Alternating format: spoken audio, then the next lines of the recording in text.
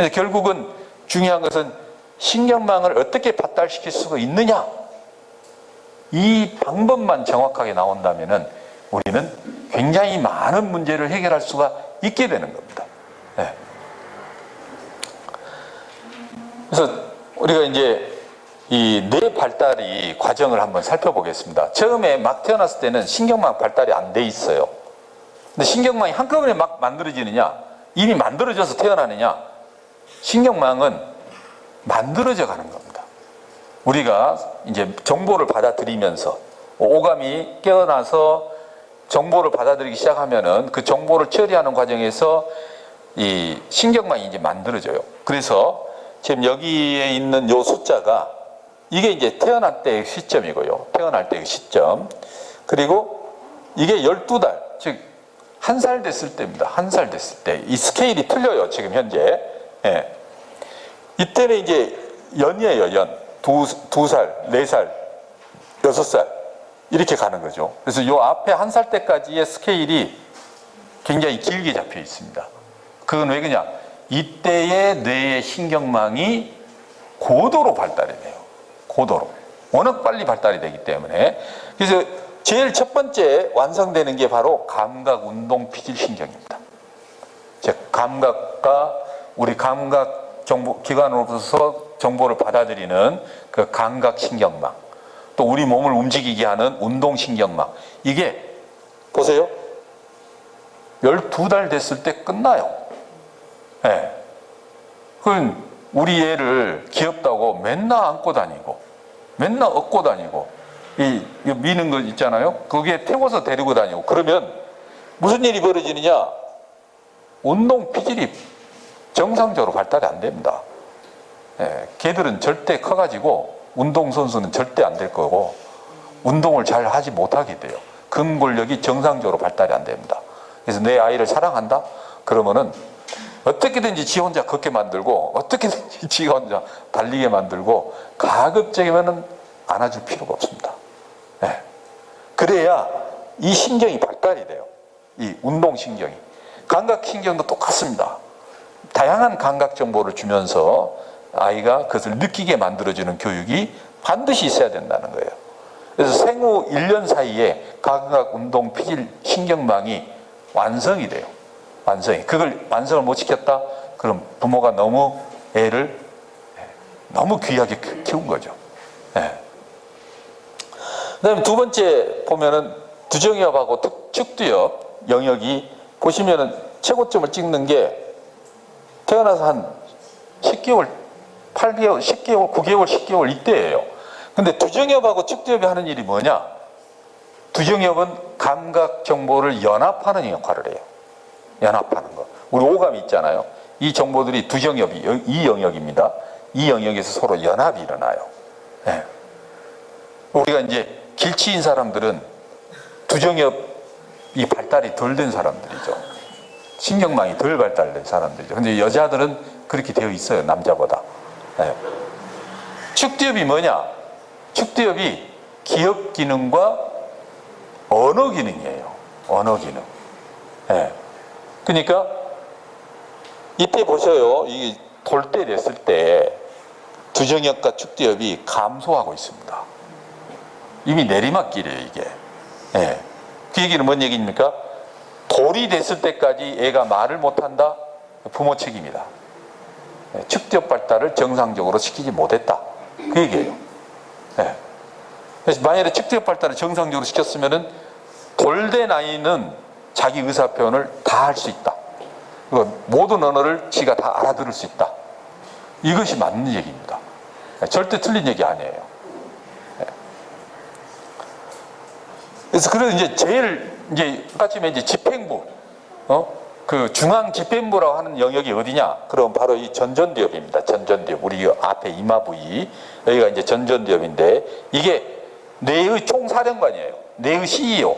뭐 컬처럴 브레인, 무슨 뭐 모럴 브레인, 뭐 익세큐티브 브레인, 뭐 다양한 용어로 부르고 있는 영역이 바로 이 영역이거든요. 이게 전전두엽인데 이거 보시면은 이렇게 상당히 늦게까지 발달이 일어나요. 늦게까지. 왜 그러느냐? 이런 두 영역이 발달이 되어야 이걸 자기가 다 연결을, 그쪽이랑 연결을 지어서 최종적인 결정을 여기서 해야 되기 때문에 이 영역은 늦게 발달할 수밖에 없어요. 예. 그러니까 조정영업과 축대협이 보시면은 초등학교 졸업할 때쯤까지 계속 발달이 됩니다. 그러다가 전전대협은 16세, 즉 고등학교 1학년 이때까지 해서 전전대협이 충분히 발달이 된다는 것이죠. 예. 근데 이제 전전대협은 이제 모든 의사결정, 판단, 생각하는 것, 뭐 상상하는 것, 이 모든 일들이 여기서 다 일어나요. 또 어떤 계획을 세우고 어떤 미래에 대해서 예측을 하고 이런 게 전부 다 이 전전대협에서 다 일어나는 일들이죠. 그래서 그 발달의 정점이 뭐냐? 유치원 때입니다. 유치원 때 6세. 6세. 그러니까 결국은 유아교육이라고 하는 것이 너무나 중요하다는 얘기죠. 이 전전대협. 사고할 수 있는, 혼자 문제를 해결하고 혼자 사고할 수 있는 능력을 키우는 교육이 유아교육의 핵심으로 가야 된다는 거죠. 그러면은 이 전전대협을 충분히 발달시킬 수가 있어요. 그래서 우리가 이 그래프에서 보시면은 6세까지의 교육이 너무나 중요하다는 것을 알 수가 있습니다. 늦어도 8세까지죠. 너무나 중요한 거예요. 뇌에 거의 뭐 한 90%의 네트워크가 그때 다 끝나버리기 때문에. 그렇게 중요한 거예요. 근데 이런 교육을 사실은 아예 그냥 중학교 때부터 교육을 시켰어야 돼요. 우리 그 학생들한테. 그러면은 일찍 뇌의 중요성을 깨닫고 이게 자기가 진짜 부모가 됐을 때 자식들한테 이러한 관점에서 얘를 키울 수가 있었을 텐데 뇌에 대한 교육 내용이 우리 교과 과정 중에서 언제 나타나느냐? 고등학교 생물책에 짧게 나와요. 그전에는 한마디도 안 나타납니다. 굉장히 잘못된 교육이죠, 이거. 그래서 보다 더 전문적인 데이터를 봐볼게요. 우리가 이제 뇌 구조가 굉장히 복잡합니다만은 우리 인간의 뇌, 인간이 다른 동물에 비해서 더 독특하고 특별한 이유, 그것은 피질이 발달됐기 때문에 그렇습니다. 가장 바깥에 있는 층인데 그 피질의 두께가 최적이 이 프론털, 이게 전두엽이거든요. 이게 이제 그 가장 발달한 영역인데 이게 몇 살 때 최고 볼륨을 갖게 되느냐? 그러면 남자가 12살, 여자가 10살이에요. 그때 이 부위가 가장 두께가 두꺼워진다는 거죠. 그 얘기는 이때가 발달의 최정점이 된다는 거예요. 그 나이가 넘어가게 되면은 이게 체적이 줄어들어요. 체적이 줄어들어요. 12살이 몇 살입니까? 초등학교 졸업할 때거든요. 초등학교 졸업하거나 중학교 입학할 때거든요. 남자아이가. 여자는 10살이에요. 10살. 10살, 11살 이때거든요. 여자가 더 성숙하게 되는 것은 맞아요. 초등학교 다닐 때 여자들이 더 빨리 성장을 해요. 로브라고 하는 것이 바로 두정엽이거든요. 이게 시공간 지각 능력하고 밀접한 관계를 갖고 있고 또한 감각 연합 영역이 여가 있기 때문에 이때도 역시 똑같습니다. 10살, 12살이에요. 그리고 템포럴 로브라고 하는 것이 바로 축대엽이에요. 이게 언어 영역, 기억 능력 이런 것들이 다 여가 있습니다. 감정과 관계된 것들도 여가 있고요.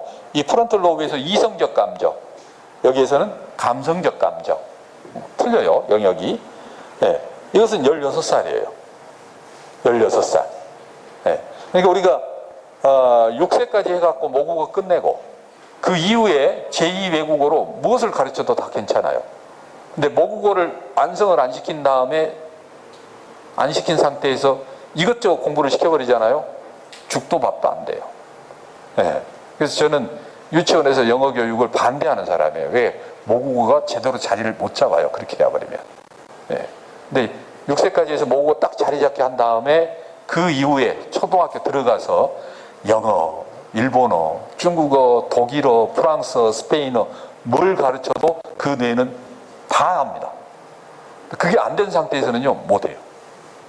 그게 바로 이게 16살까지 이 그래프가 최저까지 올라가기 때문에 그래요. 측대엽 발달이 그렇게 되어 있어요. 측대엽 발달 자체가. 근데 이것들은 어디까지나 이 그레이 매터라고 하는 것은 뉴런의 핵이 있는 영역이에요. 뉴런의 세포체가 있는 영역이에요. 근데 신경망이라고 하는 것은 그 뉴런에서 축사계라고 하는 신경섬과 길게 뻗어나와요. 자라요. 그래갖고 다른 뉴런과 연결을 짓는데 이렇게 축삭섬유가 길게 뻗어나와 있는 영역, 거기를 우리가 뭐라 부르냐? 백질이라 불러요. 화이트 매터. 네, 이건 이제 세포 개수가 많이 줄어들기 때문에 이런 일이 발생하는 것인데, 화이트 매터, 즉 신경망에 이 축삭 다발들이 모여있는 그 영역은 어떻게 되느냐? 감소가 없습니다. 22살 때까지. 계속 증가가 일어나요. 즉, 우리 뇌는 비록 세포 개수는 줄어들지 몰라도 상호간에 연결하는 신경섬유의 발달은 지속적으로 계속 일어난다는 겁니다. 이게.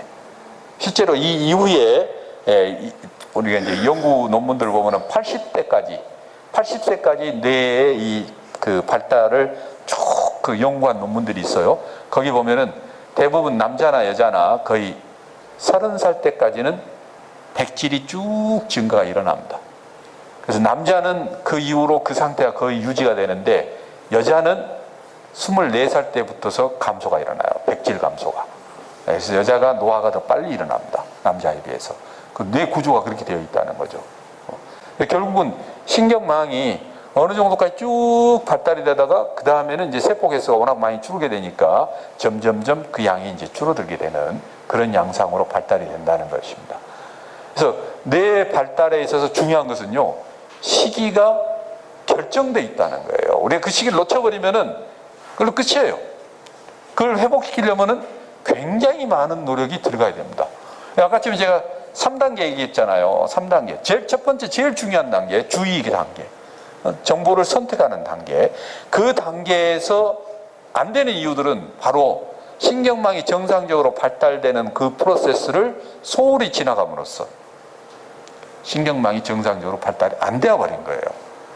그래서 이렇게 뇌는 발달 단계에 대한 시기가 딱 정해져 있는데 이미 그 시기는 지나버렸어. 그걸 고칠 수 있는 방법이 없는 거예요. 거기에 아무리 좋은 선생을 붙이고 아무리 많은 돈을 투자한다 해도 그건 안 됩니다. 방법이 없어요. 결국은 어떤 방법이 있겠습니까? 뭐 시간 여행을 해서 어렸을 때 어린 시절로 가서 다시 신경망을 발달시켜? 안 되죠. 이미 컸기 때문에. 그래서 뭔가 신경망을 새롭게 발달시킬 수 있는 기술이 필요하다는 거죠. 네. 그래서 신경망의 발달은 네 학습 능력과 직결되어 있는 거예요. 근데 학습 능력뿐만이 아니에요. 신경망의 발달은 뇌 건강, 뇌가 가지고 있는 모든 문제점들이 전부 이것과 연결이 되어 있습니다. 네. 그래서 이것만 정상적으로 발달이 되면은 우리는 뇌에 있는 거의 모든 문제를 바로 잡을 수가 있어요. 네. 바로 잡을 수가 있습니다. 네. 그래서 우리가 신경망이 어떻게 발달되어 있느냐, 이것을 뭘로 관찰할 수 있을까? 바로 뇌파라고 하는 그 신호를 분석을 해서 그걸 알 수가 있습니다. 뇌를 측정하는 여러 장치들이 있어요. 여기 보시면은 뭐 이제 직접 보는 것도 있겠습니다만은 이 PET라는 것도 있고 MRI라고 하는 장치도 있고, 이러한 장치들 덩치도 엄청나게 크죠. 뭐 인체에 어떤 특정한 자극을 줘야지 돼요. 방사성 물질을 쓸 수도 있고. 근데 관찰하는데 시간이 많이 걸립니다. 뭐 10분, 20분 막 이 정도 기계에 들어가고 누워 있어야 되잖아요. 실시간 관찰이 불가능하대요. 근데 실시간으로 관찰이 가능한 것은 바로 EEG하고 MEG라고 하는 장치입니다. 근데 MEG는 엄청나게 부피도 크고 무지하게 비싸요. 국내에 많지도 않습니다. 이거 장비가. EEG는 아주 간편하게 만들 수가 있어요. 근데 이것은 실시간 관찰이 가능하다. 즉 밀리세컨드 단위의 관찰이 가능하다는 것이죠. 밀리세컨드면은 천분지 1초입니다. 천분지 1초. 즉 천분지 1초 단위로 뇌에서 발생하는 사건을 바로바로 측정할 수 있는 그러한 장치가 바로 뇌파 측정기라는 거예요. EEG가 뇌파 측정기입니다. EEG가. 네. 그래서 우리가 뇌의 신경망을 따라서 뇌 정보가 처리되고 있는 이러한 과정은 뇌파를 측정을 해서 관찰이 가능하다. 그 얘기가 되겠죠. 뇌파를 측정을 하면은 그러면 어떤 식으로 신경망이 발달되어 있다는 것을 알 수가 있느냐. 그러면은 여기 그림이 있는데요. 비동기와 동기화라고 있습니다. 예. 비동기화라고 하는 것은 뉴런들이, 즉 뇌세포들이 각기 따로따로 활동하는 상태예요. 그런 상태에서는 뇌파가 빠른 리듬으로 나타나요. 근데 이 밑에 있는 동기화라고 하는 것은 뉴런들이 상호간에 밀접하게 연결이 되어가지고 동시에 서로 리듬을 맞춰서 활동할 때입니다. 그때는 뇌파가 저렇게 느리게 뛰는 리듬이 나타나요. 그래서 이러한 이 상태는 우리가 실제로 어떤 의식 상태에 있느냐에 따라 가지고 뇌파가 빨라졌다 느려졌다 하는 것하고 똑같은 얘기예요. 잠을 잘 때는 뇌 전체가 잠자는 상태, 즉 비활성화 상태로 빠지기 때문에 이게 동기화가 일어납니다. 그래서 뇌파가 느리게 되는 거예요. 우리가 이제 생각을 하고 문제 풀고 그럴 때에는 뉴런의 각각 기능들이 뿔뿔이 흩어져 있는 것들이 서로 맡은 기능을 해내야 되기 때문에 비동기화가 일어나요. 비동기화가 일어나기 때문에 뇌파가 베타파, 저렇게 빠른 리듬이 발생이 되는 겁니다. 그래서 우리가 어떤 의식 상태에 있느냐에 따라서 뇌의 활동 리듬이 정확하게 달라져요. 근데 이 값은 모든 인간에게 똑같은 값이에요. 예외가 없습니다. 예외가 없어요. 정상인 경우에. 여기서 예외가 발생하는 것은 바로 문제가 있을 때 예외가 나와요. 문제가 있을 때. 그러면 간단하잖아요. 뇌파를 찍어보면 정상은 이렇게 알려져 있기 때문에 여기에서 벗어난 사람은 문제가 있다. 그렇게 우리가 판정할 수가 있는 거예요. 굉장히 쉽게 되죠. 예를 보시면은 이 사람이 눈을 감았을 때예요. 우리가 눈을 감았을 때는 정상 성인의 경우 1초에 10번 뛰는 뇌파가 딱 나옵니다. 모든 사람이 다 똑같아요. 우리가 모든 사람이 체온이 36.5도 딱 정해져 있는 것처럼 뭐 우리 황인종이라고 해서 빠르고 백인종이라고 해서 느리고 뭐 그런 거 없어요. 모두 다 똑같거든. 뇌파도 똑같아요. 그래서 모든 인간은 사실은 인간만이 아니라 척추동물이 다 이래요. 포유류가 다 똑같습니다. 네. 눈을 감았을 때 1초에 10번 뛰는 리듬이 나옵니다. 이러면은 이 사람 뇌는 정상적인 리듬을 가지고 있다라고 판단합니다. 눈을 감았을 때. 눈을 뜨면은 그 신호가 딱 없어져 버려요. 눈을 뜨면 없어져 버려요. 이렇게. 네. 다시 눈을 감으면 다시 나와요. 이것만 봐도 우리는 이 사람은 뇌가 지금 현재 어떻다 하는 것을 판단 내릴 수가 있어요. 그럼 왜 눈을 감았을 때에는 1초에 10번 뛰는 리듬이 나오느냐. 그래서 시각 정보를 처리하는 영역이 뇌에 굉장히 광범위하게 뻗어 있습니다.